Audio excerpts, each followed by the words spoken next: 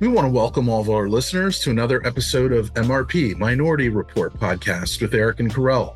Each episode, we talk with the real operators and leaders in media, tech, and business. And today joining us is Crystal Foote. Crystal is an award-winning marketer, author, DE&I champion, entrepreneur, and founder of Digital Culture Group. Let's jump in and get to know Crystal. Crystal, welcome. How are you? Doing well. Thank you, Eric. Thank you, Carell, for having me. Excited to have you and excited to learn a whole lot more about you. But for the folks that don't know you, tell us about where you're joining us from today. Where is Crystal Foote today in the world? Well, today I'm in Atlanta, Georgia, the amazing Atlanta, Georgia. But yesterday I was in Denver. So to your point, it's going to change every day almost. That's right. That's right. And for those listeners, we've got more Atlanta alum here, it seems like. So that's exciting. And Crystal, tell us about what you're up to these days for work. What's keeping you busy? Well, being in sales, as Carell knows, clients keep us busy, which is amazing. Busy is great in advertising sales. Also coming up with innovative solutions. It keeps me busy. And then also my book, The Inclusivity Superheroes, that keeps me busy as well. I can't wait to ask you a whole lot of questions about the book, but tell us a little bit about you too. Tell us about where you were born and raised and where you grew up. So I was born in Oakland, California. Shout out to the Bay Area. I was raised in Vallejo, California, which is near Napa Valley. So it's like Napa Valley, then it's American Canyon, and then you hit, Napa. And then I decided, it's too easy in Vallejo. I have grapes in my backyard. I'm right next to Napa Valley. So I decided to take the jump and move to New York City to start my career in advertising.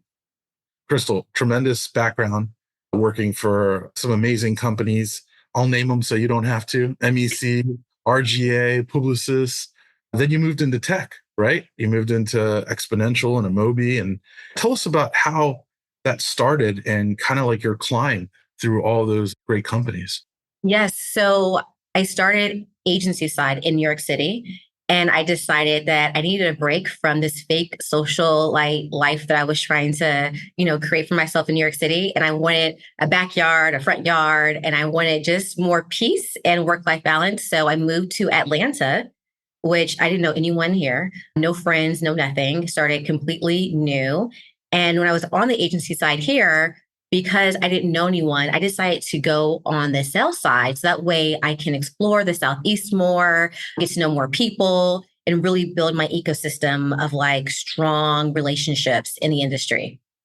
West Coast, East Coast, South. I'm gonna put you on the spot. Which one you prefer? Which one you prefer? I love California because that's where I'm from. That's where my heart is, right? New York made me into the woman I am today. And I will forever be grateful for that. The hustle and the grind definitely came from New York City. And I would say the more personable, softer side of me is from the South, definitely from Atlanta. I had to adjust my character coming down here because the character is not giving hurry up and run and do something so fast that you feel like you left your body behind because your brain is 5-10 feet ahead of you. I had more of a work-life balance here. It made me slow down. So I'm very appreciative of Atlanta for giving me that. Yeah, and you raise a good point there because very different areas geographically where you live, but very different areas culturally where you live as well too. And I have to imagine that in each of those places you've learned something different, something new about people. How has that level of diversity from a geo perspective helped you in your career? Oh, I think it really helped me understand more about diversity and also understanding that it's really a beautiful thing when you can learn from places where you've never lived before or it's not your background. I think it makes you smarter, to be honest, right? Because you know that you can't have that same type of go, go, go mentality in the South, but you also appreciate what the South has to offer because they are different. And I embrace that journey. And I'm so grateful for it because it also allows me to empathize with different people and to see, their point of view. And I love it. Awesome. Awesome. Tell us about the book, The Inclusivity Superheroes, A Tale of Diversity and Unity. Yes. So that is my passion project. And being in advertising, we influence a lot of things. We influence Mhm. consumers as a salesperson, we influence agencies and advertisers. And a lot of times I felt like I had to do a lot of education about why inclusivity and diversity really needs to be in the fold of things when we're trying to create advertising campaigns. And so, because of that, I said, what can I do to have more scale and communicate that message? And I decided to make a children's book because if you start with those foundational concepts really early on in a child's life, the more accepting they are of diversity, inclusivity, and understanding of unity as they get older. So, hopefully, it's not too much education that you have to do as a salesperson when you approach that person because they already have that background, they already have that knowledge because of how they were raised. That's great. Crystal, I have to ask you, when you were writing the book, were there any personal experiences you kind of drew from, but from a child's perspective, right? Like if you dug back and were thinking, hey, how can I take some of that and maybe transport that onto some pages? Was that part of your process? Most definitely. So, being from California, being from a diverse background myself, and having an auntie that's Filipina, and for every family occasion, she would bring lumpia. And that was like so near and dear to me. And so I incorporate that in the book as well and a recipe on the website so children can also have some type of experience with other cuisine.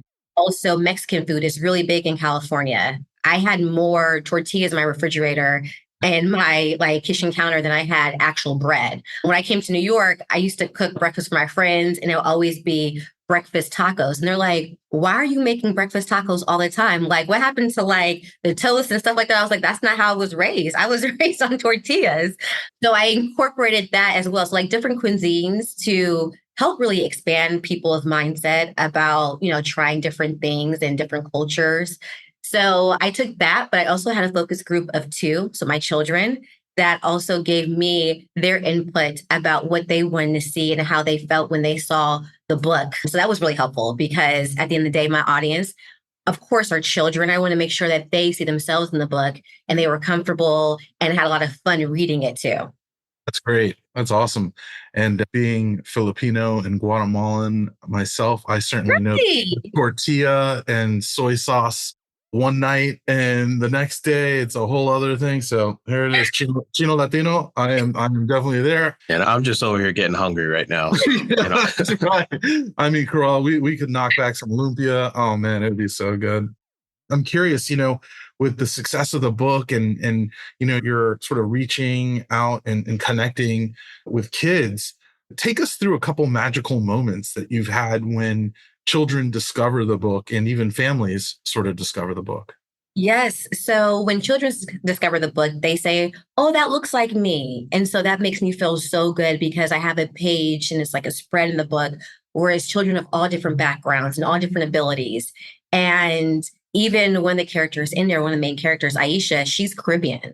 And my husband is Caribbean as well. He's Antiguan. So having some of the bun and cheese recipe in there and the colors as well, what that represents, is a very proud moment, I feel like, for the children who read it, because they're like, yes, thank you for including me.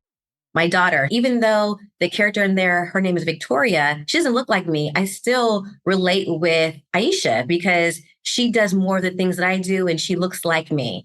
So, that feels really good. And then I also have tips in the back of the book for grown-ups. So that way they can have these conversations with their children about inclusivity. So that way they can weave that into their professional life as an adult. Maybe you need some updates about what you can do, but also in their personal lives with their children and how their children communicate at school, on the playground, and in their own little, play dates as well. That's great. There's something for everyone there, it sounds like. And has this kind of inspired you to perhaps take this on and extend it and do more with writing? I would love to. So definitely thinking about the second book. Of course, when I was done with the first one, I was like, whew, a lot of work. We got there to the finish line. My daughter was like, okay, let's talk about, the second book. What are the concepts? I'm like, okay, wait a minute, 7-year-old. Let's celebrate this moment for a little bit, please. I still have my day job as well. So let's take our time. Crystal, where can people find the book?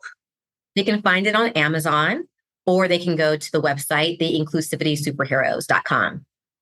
Gotcha. Okay. Thank you for that.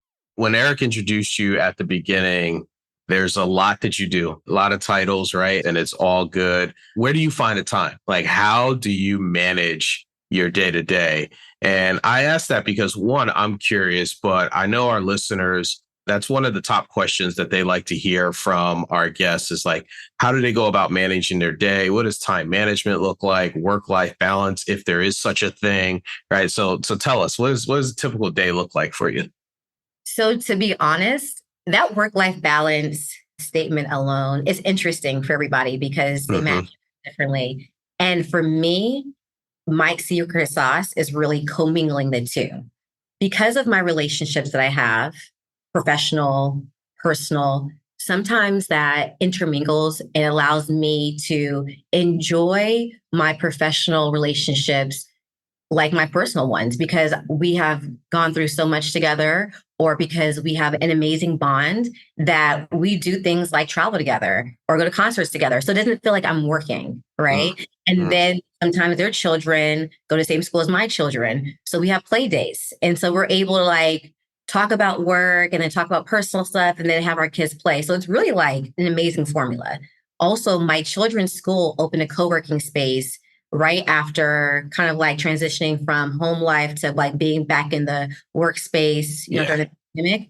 And so it allows me to drop them off at school, go 2 minutes across the street to my office, and then we go home together. So I am really saving 4 hours in a day from like commuting time because we live like an hour away, going back and forth or going to see clients because of that co-working space. So again, just finding opportunities where both professional and personal can commingle. Even if you have to go get your hair done, making sure you have your laptop with you, doing it at the same time, making it work. It's all about that. Or else I would be going crazy right now and we would be drinking wine during this podcast. We've done that before, right, Eric? We've done that. Yes, we have. Yep. What gets